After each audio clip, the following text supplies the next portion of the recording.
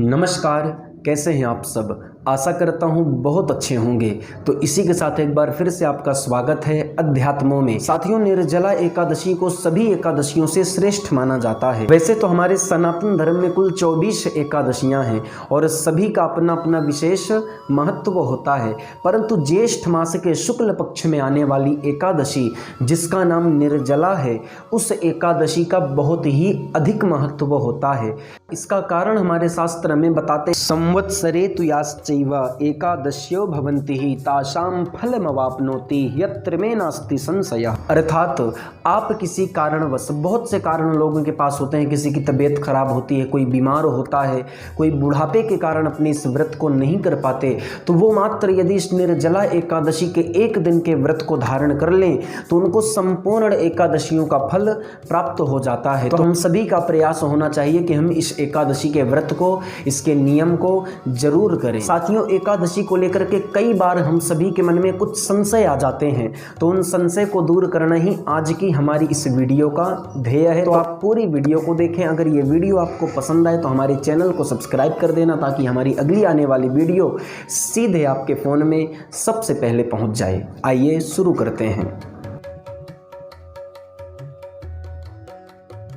साथियों, पहले संशय की बात करें तो हम सभी के मन में एक संशय आता है कि इस व्रत को कौन कौन कर सकता है। तो इस विषय में हमारे शास्त्र हमको बताते हैं कि अष्टम वर्ष ऊर्ध्वमशीति वर्षः पर्यंतम एकादशी व्रताधिकारः, अर्थात 8 वर्ष की आयु से लेकर के 80 वर्ष तक के लोग इस व्रत को कर सकते हैं। और फिर भी यदि आप इस व्रत को किसी कारणवश ना कर पा रहे हों तो आप नक्त भोजन करके भी इस व्रत को कर सकते हैं। आप एक टाइम का भोजन, सात्विक भोजन करके भी आप इस व्रत को कर सकते हैं। उससे भी आपको संपूर्ण एकादशियों का और इस निर्जला एकादशी का फल प्राप्त हो जाता है। दूसरा संशय हम सभी के मन में आता है कि स्नान करते वक्त या पूजा पाठ करते वक्त हम आचमन के रूप में थोड़ा बहुत जल पी जाएं तो क्या उससे हमारा एकादशी भंग हो जाती है?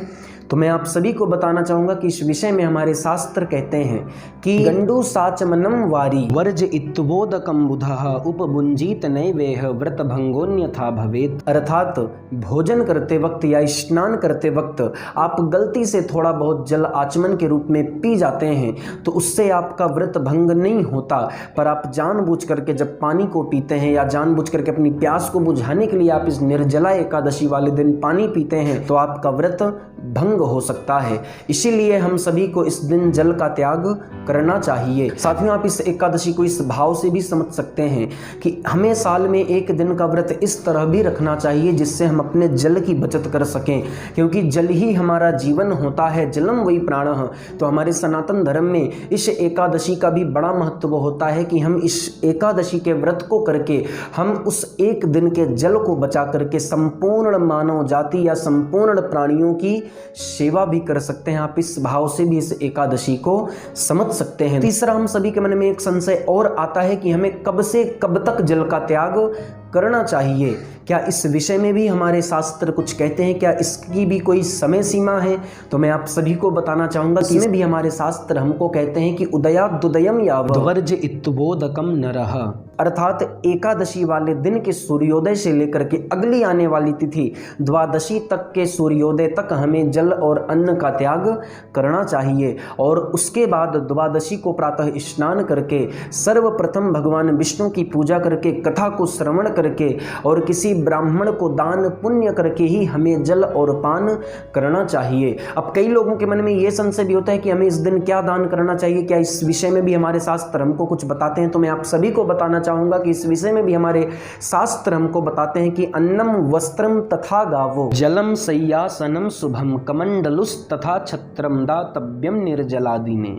आप इस दिन अन्न का दान कर सकते हैं, जल का दान कर सकते हैं, गौ का दान कर सकते हैं, शैया का दान भी आप कर सकते हैं। और सबसे विशेष दान इस एकादशी में माना जाता है घट के दान को। आप एक घट में पूरा जल भर करके उसमें कुछ ऋतु फल डाल करके उसे किसी ब्राह्मण को जाकर के देवें और भगवान विष्णु से प्रार्थना करें कि हे नारायण, हे वासुदेव, मैं आपकी प्रसन्नता के निमित्त इस घट को दान कर रहा हूँ, आप इसे स्वीकार करें और हमारे घर में, परिवार में, बाल बच्चों में अपनी कृपा दृष्टि को सदा सर्वदा बनाए रखें। नियमों को समझ करके और जीवन में उतार करके जो इस एकादशी के व्रत को करते हैं उन्हें संपूर्ण एकादशियों का फल प्राप्त हो जाता है। उनके ऊपर विशेष रूप से भगवान विष्णु की कृपा बनी रहती है। तो इसी के साथ आपसे लेते हैं विदा। सभी को जय श्री कृष्णा, हरे कृष्ण।